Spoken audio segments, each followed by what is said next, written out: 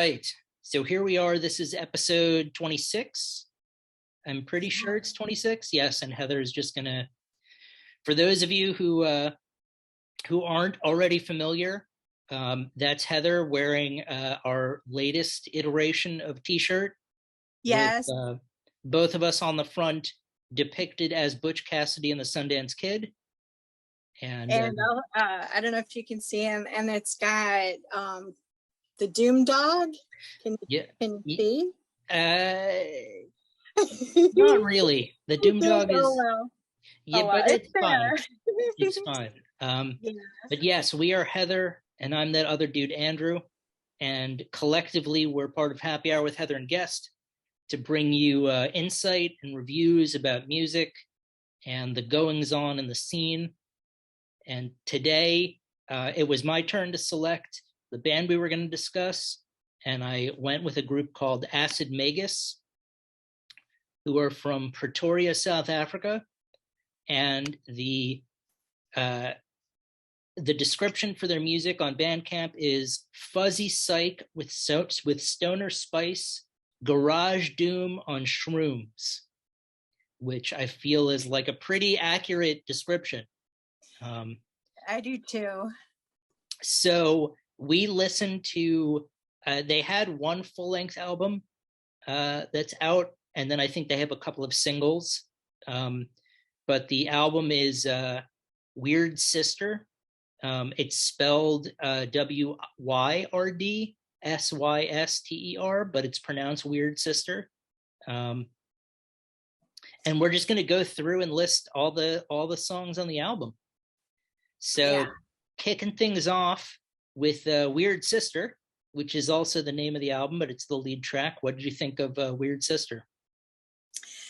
You know, I saw a couple of people reference Jane's Addiction, and yes, I can definitely hear it, and I dig it. And I like how they say that they're garage doom on shrooms. I feel like that's a really accurate description. It does have a garage and a psychedelic feel, and the album art is absolutely amazing. I saw on Bandcamp that there's 180 records that they have on their Bandcamp, so that is like limited edition. And I should have snagged one on Bandcamp Friday, but I may have to go back. I may have to go and pick that up. Definitely. That reminds me of, I forgot the comedian who did it, but he talked about when people say limited edition and they add a couple of syllables and they always say, it's a limited edition. So yes, there's a limited edition Weird Sister. And like you, I love the garage doom on shrooms description. I said that this had sort of a centering, calming riff to it. I like the throaty vocals. It took me a little while to realize that it was similar to Acid King, the vocal delivery. And then the song just blasts off, and I said it becomes like the boat ride in Charlie and the Chocolate Factory when he's on that boat that's kind of crazy. And that's the analogy that I thought, like, oh yeah, this song is safe and it's fun, but it's doing things that's like surprises around every corner type thing. So that was kicking it off with Weird Sister. And then the next track was Rituals. What are your thoughts on Rituals? Yeah, and you know, you brought up fun, and these guys seem to be having fun together, and making music is fun for them. And that's what came through. I love and respect that. And I have a lot of love for musicians that make great music and bring so much joy to people. And I think sometimes musicians or artists in general might feel like they're underappreciated. And so I just want to express my gratitude and my appreciation, and to be able to share music with others, I think is truly a gift. Yeah, absolutely. I mean, that's why we're doing this, Yeah. participating in the collective unconscious of great jams. Um, for rituals, it reminded me a little bit of like the song "The End" by the Doors, or "Earthless," "Lost in the Cold Sun." That sort of uh, arpeggio vibe to it. I wrote it might be my favorite so far. 30 seconds in, um, there was a definite side head nod going with the song. I was definitely doing this, which sometimes I do it and I don't realize I'm doing it, and then it's like, oh well, that clearly indicates how much you like the song. Um, and yeah, very very much. It I was really pleased with myself that I recognized that the singer reminded me of Laurie S. from Acid King, in the vocal delivery. I was like, oh no, that's exactly what it is. And then I patted myself on the back, uh, figuratively. Um, and then I also liked that it had a really cool transition with the tempo and the structure of the song. Not that it got progressive at all, but I liked how they sped up and slowed things down. Um, and then that brings us to the third track, which I think is Conscientious Pugilist, which you actually texted me yesterday. Yeah, I really love how this song is structured and the different melodies on the guitar and the lyrics. A pugilist with a heart of gold, and I'm another man in the ring. It's just like it just seems metaphorical, you know. It's awesome how furious this song gets. It's quite heavy, and the singer just lets loose. I'm like, yeah, this is awesome. Then there's a supremely groovy riff that goes into these booming drums, and it's just a really great song. Yeah, I'm going to start using that supremely groovy riff. That's such an awesome description. Um, yeah, this one for me had a bit of a bluesy feel to it. And then it picked up the tempo and the intensity as compared to the previous jams. And and the whole time I kept thinking, what is a conscientious pugilist? Like, what is that? What does that really mean? Um, and it reminded me actually of a fight I saw once, and the guy, I can't believe I'm forgetting the guy's name, um, but he knew that his opponent was injured, so he wouldn't throw punches at the guy's head. He would only throw punches at the guy's body because he knew that there was some sort of like head injury thing going on, which I always thought was he's being a conscientious pugilist. So Yeah, yeah. whether or not Acid Magus was writing the song about that particular boxer, I don't know, but that's what I'd like to think about. So, Yeah. and then we go from that to Virgo. Yeah, and this is a short song. It's under 2 minutes, and it has the guitar front and center with some great finger picking, which I really enjoyed. Yeah, this had sort of like a flamenco classical style guitar with finger picking that I also picked up on. Um, and I liked how, though there is sort of a through line with they do garage doom on shrooms, fuzzy psych with a stoner spice, but there are other elements to different genres that they incorporate as well. So it's the total package, like the professional wrestler Lex Luger. His nickname was the Total Package. So there you go. And then we have two songs left. Next up is She Is the Night. Yeah, and I noticed that this album has almost 11,000 views on YouTube. It's on 666 Mr. Doom's channel. And I like how you can listen to the whole album, and he also breaks it down. Each song is an individual chapter, so you can listen to individual songs if you want to. I saw on their Instagram that they redid this song, and it looks like it's available on streaming services. They say it sounds more massive. It's She Is the Night Redux. And they use the same artist for the cover art, and it's absolutely phenomenal. And I also saw that they're working on a new record, which is very exciting. Cool. Yeah, I was not unaware of that. So I'll have to check that out. For She Is the Night, if you were going to put all their songs sort of on a spectrum of like, on one end you have more fuzzy psych and on the other end you have doom. This one was sort of like a trippy doom. Like this one, I felt like it was more on the doom end. And the bass, like the bass, not that I couldn't hear the bass before, but for some reason on this track, I was really drawn to the bass work. And again, more of the Laurie S style Acid King vocals that I dug. And then the song deconstructs into what I called a great bridge riff. Like song, traditional songs are like A, B, A, verse, chorus, verse, verse, chorus, verse. And then sometimes you'll have a bridge, which is like a unique element where it doesn't follow the progressions from before.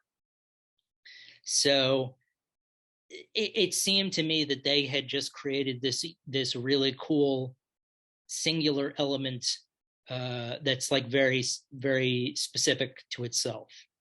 If that makes if what I just said in the last minute makes any sense, then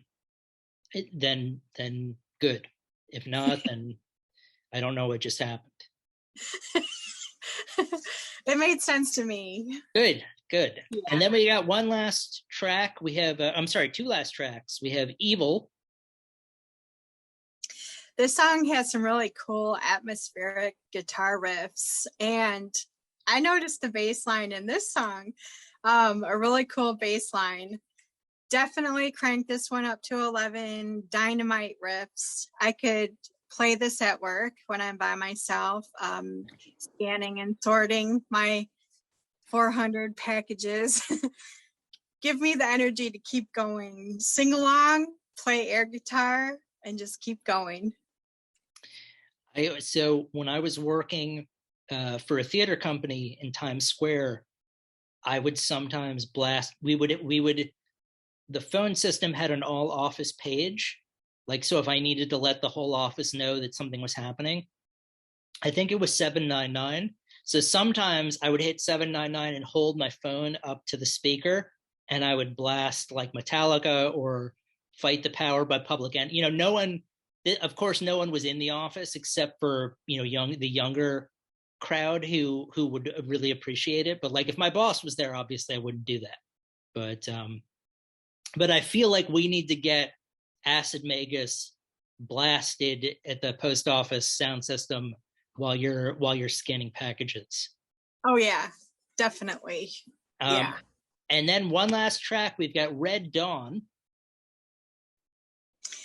More awesome guitar riffs. The beginning riff reminded me a little bit of Iron Maiden, which I thought was really cool.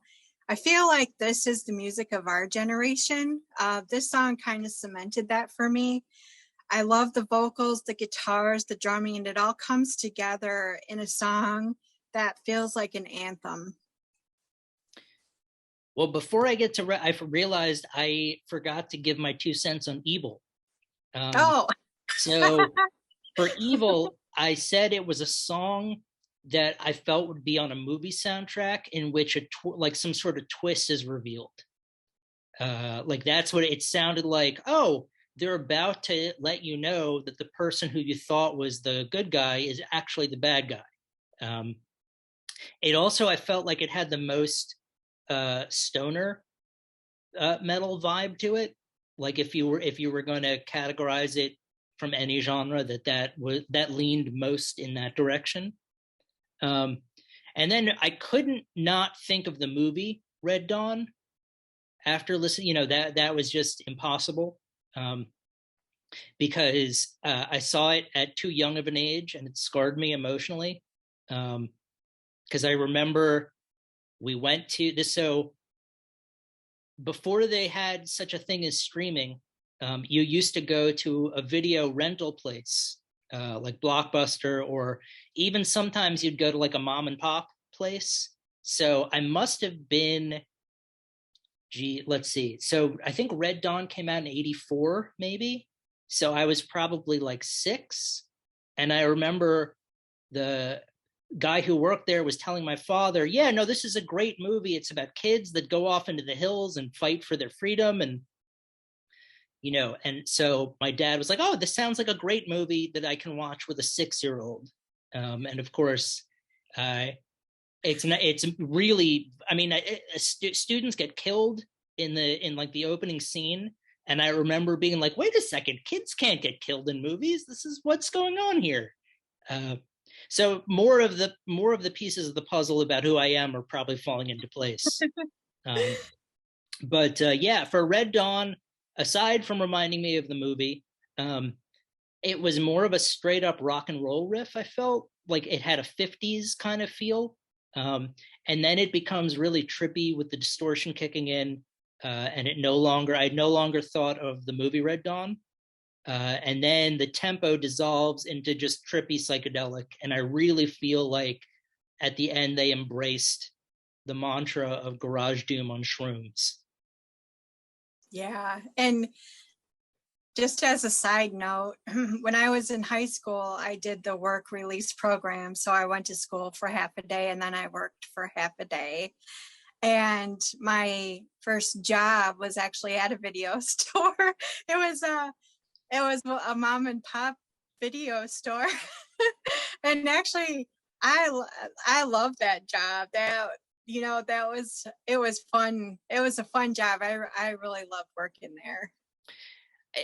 That's the one regret that I have, especially with my encyclopedic knowledge of useless film trivia. I feel like I would have been the perfect, I would have been like a young Tarantino there telling people like, no, go check out this movie. And then them being like, no, I don't want to see. I mean, that's from the rumor is that's where he got the title for the film Reservoir Dogs, because he was trying to convince somebody that they should rent a French movie called Au revoir les enfants.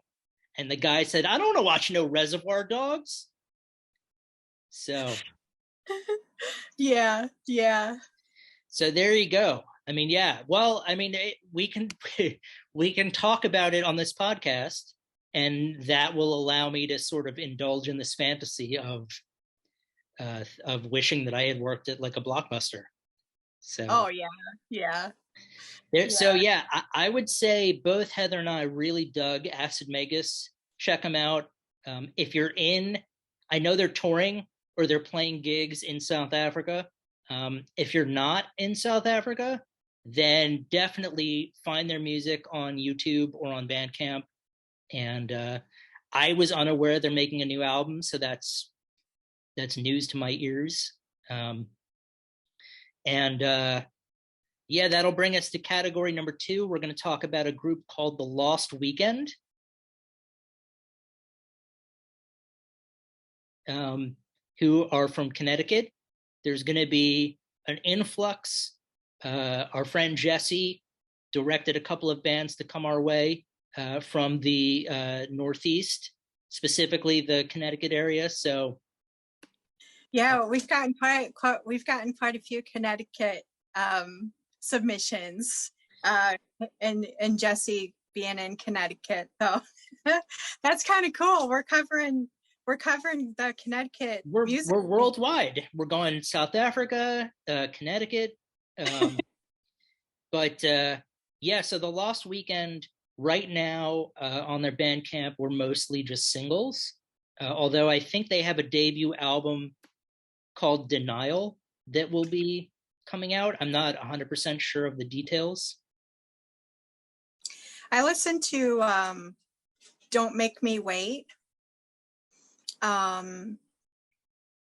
And I did find a few, I did go to YouTube and I did go to their YouTube page, and they do have a few videos on there. So I made sure to include those on our YouTube playlist, and they're from this album, Don't Make Me Wait. This is alternative rock, and I don't listen to a lot of alternative music, but I have to say I really like this a lot. I thought the vocals were phenomenal. It's very pleasant and upbeat, I like how on their Bandcamp page they say they were formed in the summer of 2013. This music seems like music you'd want to listen to on your porch in the summer, sipping iced tea or lemonade, gossiping with your neighbors, or driving with the top down and enjoying the nice summer day. It had, to me, I just think, listen to them, sing along, and just get that good summer vibe going. Definitely. This reminded me, so one of my good friends used to live in Williamsburg, Brooklyn, when I lived in Astoria, Queens, and I would take the bus to oh, look at that, we have 10 minutes left. I would take the bus to visit him, and he had given me a bunch of albums to listen to, and I remember they were sort of alternative from the mid, from 2010 to like 2015. So I felt, when I was listening to this, I was like, well, this clearly could have been on that playlist. It's just straight up great alternative rock that you might hear on the radio. Really sort of cheerful, peppy. Obviously there's some melancholy vibes to it, but it's not depressing. So I would definitely I'm going to add them to my playlist. Yeah. So yeah, it's really good. Really good. Check out The Lost Weekend. Definitely check out Acid Magus. And then for a Lost Ark example,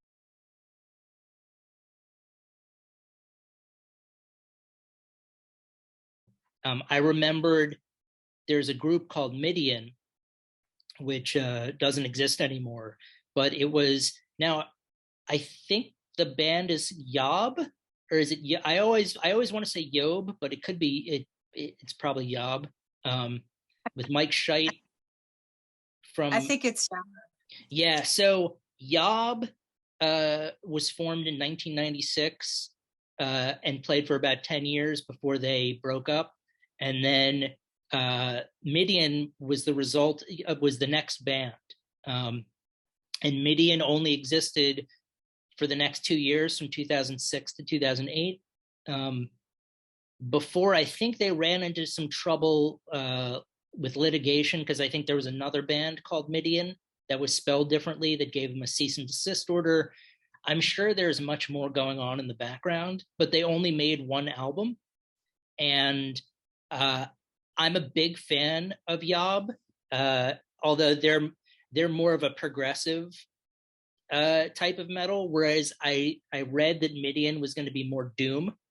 So I thought, oh, well, this will be interesting. The guy who formed Yob does more of a doom band. So that was my desire to bring this to the table. Yeah, and basically you had me at the creator of Yob. Incredible progressive doom. This is definitely an unearthed treasure, and I don't think I ever would have heard it if you didn't bring it up. I read about, the name and the litigation, and then it sounded like their label dropped them because of the litigation, and so they only made this one album. So this is the only album, and it's a true gem. So I definitely recommend that, giving it a listen and enjoying it, because it's the only one. So yeah, there are some kind souls out there that have uploaded the entire album onto YouTube, so you can definitely listen to it. I wouldn't have heard it either, except I was spelunking down YouTube one day and happened upon it and was like, oh, this is the guy from Yob. And this is more of a, it's the same music, but it's more of a doom leaning. And I was like, oh, that's right up my alley. And then when we had done a Lost Ark episode before, I sort of made a mental note, like, yeah, at some point we'll get to Middian. That'll be, I'll earmark that for the future. But Yeah, for those of you out there, it's probably going to be difficult to find on vinyl or anything like that, but you can stream it on YouTube. And Yeah. and if you're a fan of Yob or that music, you'll see sort of there's definitely overlap. And yeah, that's going to do it for episode 26. But covered some great bands: Middian, Lost Weekend, Acid Magus. I'm really glad you liked Acid Magus. It was sort of, I was like, yeah, no, let's do them next. And I remember thinking first, they've got a cool name. And then I was like, oh no, but they also make great music. It was like it suddenly became like it reminded me why I picked them in the first place. Yeah. So Yeah. So definitely pick up Weird Sister from Acid Magus. Keep an eye out for their next release. That's going to do it for us.